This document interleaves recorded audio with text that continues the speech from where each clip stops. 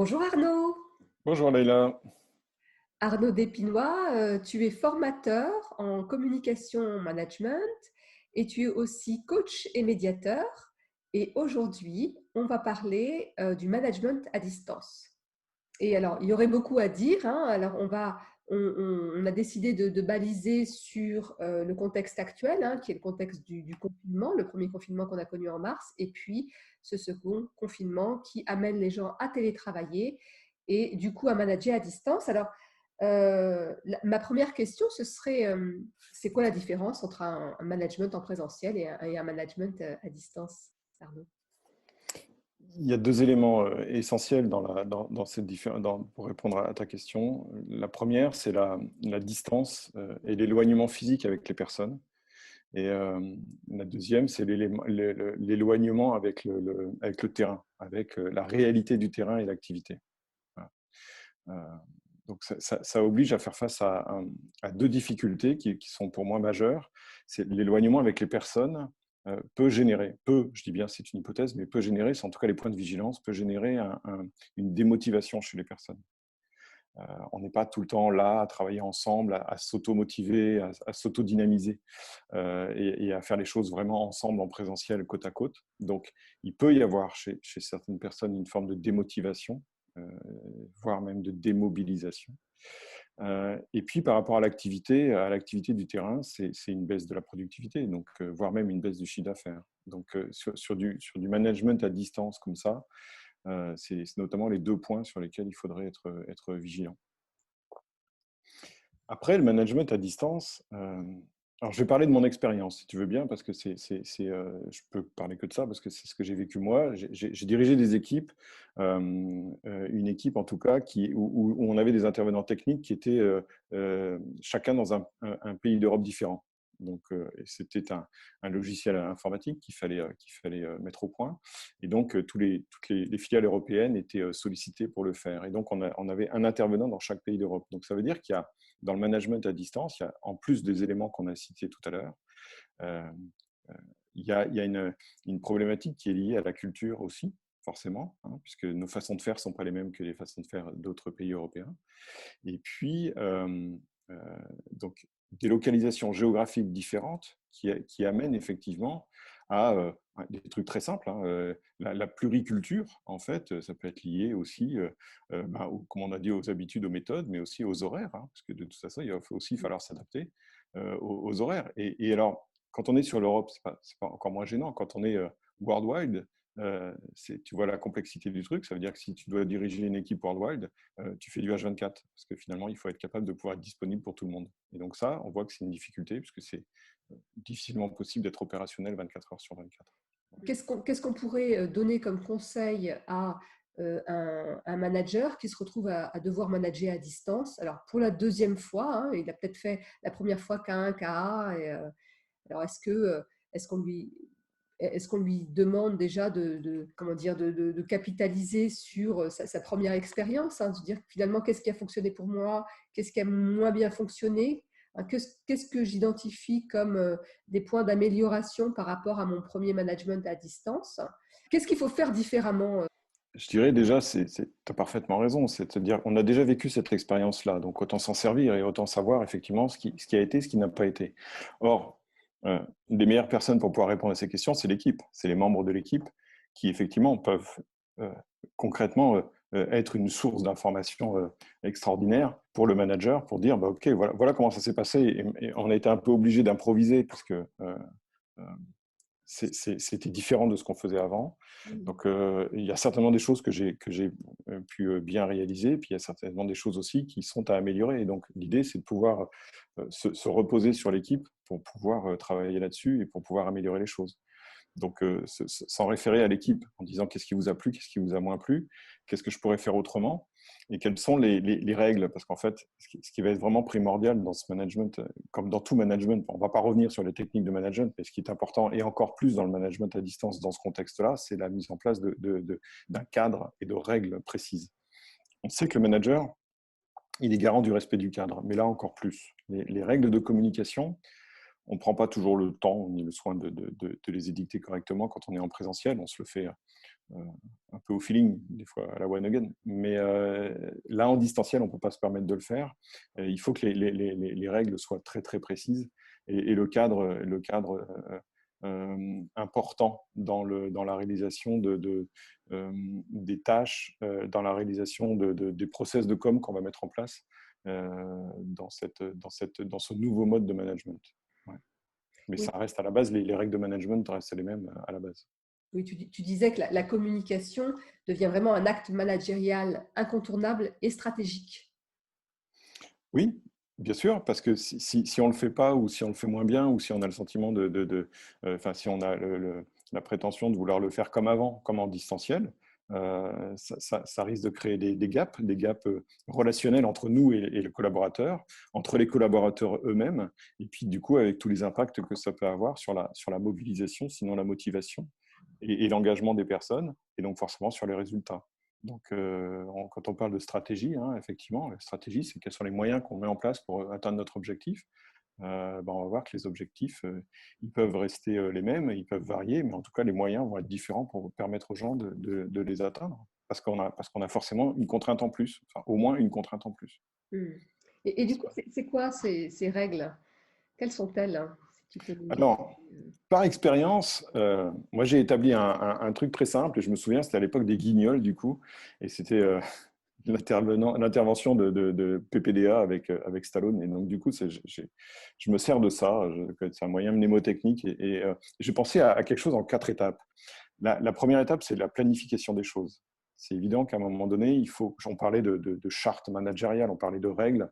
C'est évident qu'il faut planifier les choses et il faut avoir une certaine régularité dans les choses. Donc, avant les visites, on en parlait tout à l'heure, si je vais aller voir mon collègue pour savoir son taux d'avancement sur le sujet, je traverse le couloir ou je vais dans le bureau d'à côté, puis je dis alors, t'en es où? C'est bon, ça roule, t'es OK, est-ce que tu as besoin de quelque chose? Et puis ça prend quelques secondes pour le faire.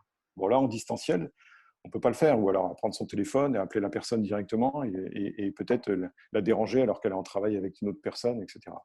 Donc ça veut dire qu'il faut vraiment être très vigilant sur la planification des choses, sur les rendez-vous téléphoniques, sur les visioconférences, et, et au sein de chacun de ces rendez-vous, être très structuré sur la façon dont on aborde les choses, parce qu'il ne faut pas perdre de temps.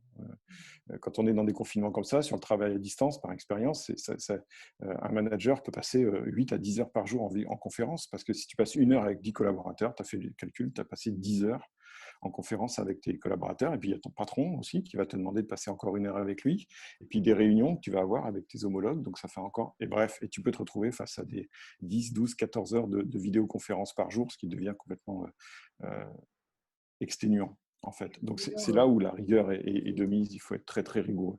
Alors, avec un collaborateur, moi, j'utilisais une méthode aussi assez simple, hein, PPF, hein, c'est encore un mot barbare, mais c'est passé, présent, futur, c'est-à-dire qu'est-ce qui s'est passé, comment ça se passe actuellement et de quoi tu as besoin, qu'est-ce qu'il te faudrait pour continuer à avancer.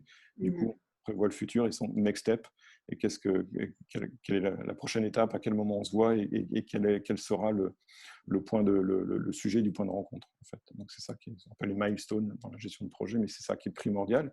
Et si on est très structuré par rapport à ça, on peut du coup aller très très vite dans le truc.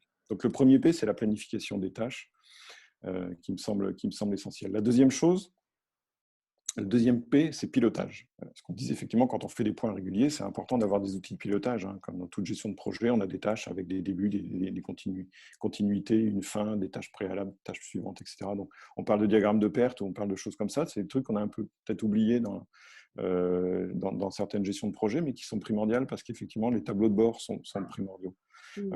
Il ne nous viendrait pas à l'idée de conduire une voiture sans avoir des indicateurs en face de nous. La vitesse à laquelle on roule, la vitesse à quel moment il faut passer la vitesse, s'il y a un voyant rouge qui s'allume, si notre clignotant fonctionne bien, enfin bref, et niveau d'essence. Je prends toujours cette métaphore, on peut l'utiliser pour les pilotes d'avion, effectivement, hein. Il ne leur viendrait pas à l'idée de piloter un avion sans avoir des voyants, des indicateurs ou des jauges qui nous disent où on en est. Et ça, c'est encore plus important de les mettre en place quand on est dans le distanciel, parce qu'on n'est pas dans la réalité du terrain, on n'est pas dans la réalité de l'action avec nos gars. Et donc, du coup, c'est important d'avoir des retours pour pouvoir savoir effectivement à quelle vitesse on roule, comme si un peu on conduisait en aveugle, hein. Donc, c'est important de se dire, voilà, on imagine qu'il y en a un qui est le volant, puis un autre qui est juste le tableau de bord, et donc il faut absolument communiquer entre celui qui a le volant et celui qui a le tableau de bord. Pour moi, ça paraît évident. On peut conduire à deux, Mais encore faut-il mettre en place les outils et les règles qui vont bien. Donc, c'est ça qui est important. Le D de PPDA, c'est la disponibilité. Parce qu'on l'a vu tout à l'heure, on en a parlé. 14 heures de vidéoconférence, ça peut être extrêmement long. Donc, ça peut être une disponibilité physique pour les vidéoconférences, pour les échanges, pour les réunions qu'on peut avoir, mais ça a aussi une disponibilité asynchrone, c'est-à-dire que la notion de mail, ou la notion de suivi par des outils qui peuvent être des outils collaboratifs. Donc, c'est important aussi de savoir comment ça marche. Et dans une équipe pluriculturelle, c'est-à-dire avec des gens basés dans des pays différents, la notion de plage horaire, tu vois, elle est importante aussi, parce qu'il y a des moments, ben voilà, on ne peut pas être dispo 24 heures sur 24. Donc d'avoir un agenda partagé peut-être, des choses on parlait d'outils collaboratifs, mais ça peut être effectivement important, qui permettent de faire les choses de manière asynchrone et de vérifier et de calculer que ça se passe bien pour que tout le monde puisse avoir l'information au bon moment et puis de s'assurer que l'information a bien été reçue et comprise. Alors, une petite astuce, moi, par rapport à ça, j'avais aussi mis en place une méthode que je mets encore en place avec même ma famille, toute proche. C'est quand je suis en animation ou en formation, c'est de se dire, s'il y a vraiment urgence, c'est-à-dire qu'il faut que je laisse tout tomber pour pouvoir répondre à la personne parce qu'il y a, je sais pas, il y a une vie qui est en jeu, c'est 911. En fait, on utilise ce code-là et on envoie un SMS avec ce code-là 911. Et que ce soit ma femme, les collaborateurs, les collègues, les amis, tout le monde sait que si je reçois 911 par SMS, je peux te dire que je peux être en face du président de la République, je vais lui demander de patienter parce qu'il y a quelque chose qui est potentiellement très urgent. Donc ça peut être aussi des petits codes comme ça qu'on s'envoie pour évaluer le degré d'urgence. Planification, pilotage, disponibilité. Et le A serait l'autonomie. Alors ça, c'est peut-être un critère qui est aussi primordial. On en a parlé également tout à l'heure, c'est que euh, c'est important de se dire que quand on est en distanciel comme ça, dès qu'on a raccroché ou dès qu'on a arrêté la visio, on laisse les gens en totale autonomie faire leur boulot. Alors, tu me diras, en présentiel, c'est la même chose.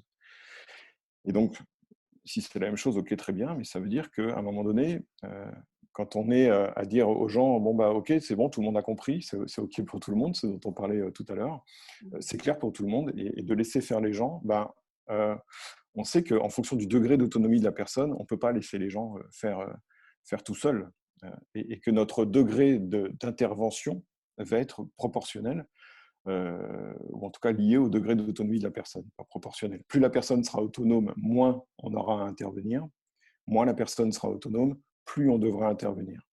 Et donc, intervenir, c'est facile de dire à la personne, bah, écoute, la réunion est finie, tu restes avec moi 2 minutes et puis on continue à voir ensemble si c'est OK pour toi ou pas. Est-ce que tu as reçu le message? Est-ce que tu l'as compris? Est-ce que tu sais ce qu'il te reste à faire? Est-ce que tu as compris les enjeux?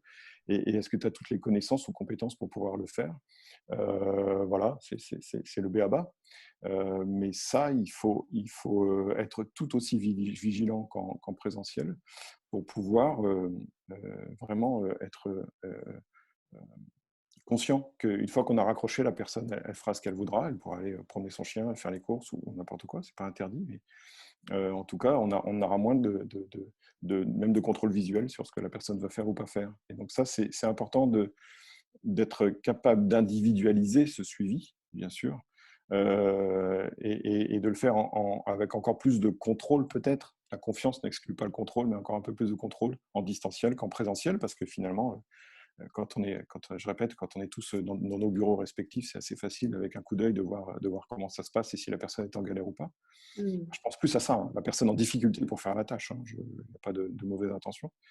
Mais en distanciel, la personne pourra se retrouver toute seule derrière son écran et elle n'aura personne autour d'elle pour l'aider. Et donc peut-être qu'elle n'osera pas solliciter, elle n'osera pas le faire en réunion parce qu'elle n'osera pas avouer qu'elle est dans un niveau d'incompétence pour elle. Et elle n'osera pas le faire après coup. Parce qu'on répète, c'est encore rappeler la personne, déranger les gens, etc. Donc ça va être compliqué.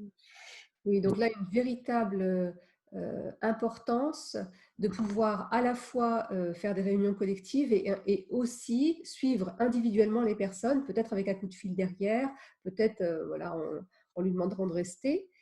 Donc là, s'assurer en fait de l'autonomie de la personne.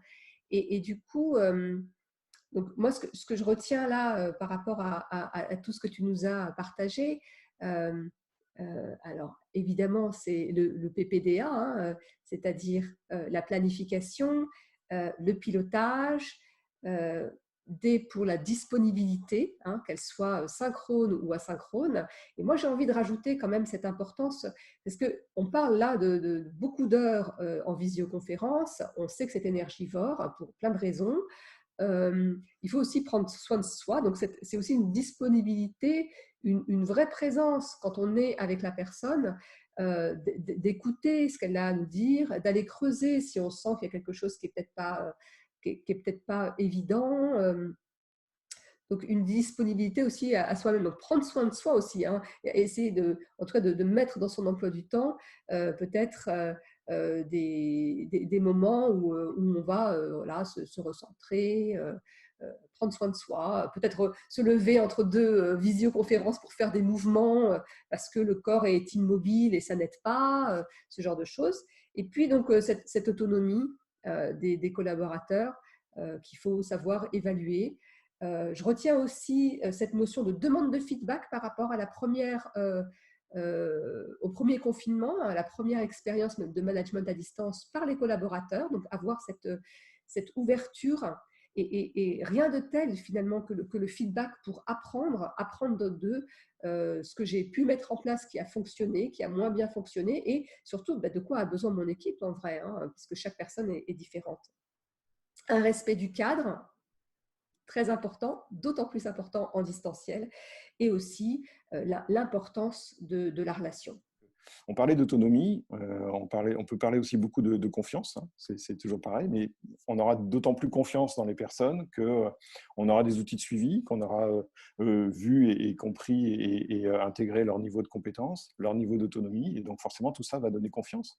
Et si on est dans un niveau de confiance, parce que les gens sont investis, sinon engagés dans ce qu'ils ont à faire, mais ça c'est mon job aussi à moi en tant que manager, de faire en sorte qu'ils soient avec un niveau d'engagement, un niveau d'autonomie, un niveau de compétence suffisant pour faire le travail, ça sera beaucoup plus simple pour moi et du coup, ça va me permettre de pouvoir peut-être même déléguer davantage de choses et me libérer du temps. Oui, il y a à la fois, pardon, il y a à la fois se poser la question du niveau de compétence et d'autonomie, mais dans ce cadre-là, dans ce nouveau contexte, hein, parce que ce n'est pas le même que quand on est en présentiel. Donc ça, c'est à intégrer, s'assurer, avoir du feedback et le demander. Eh bien, merci Arnaud. Merci Merci à Arnaud toi. pour ces partages. Et donc, je vous dis à très bientôt pour une nouvelle conversation apprenante. Avec plaisir. À bientôt. Au Ciao, revoir, ciao. à bientôt.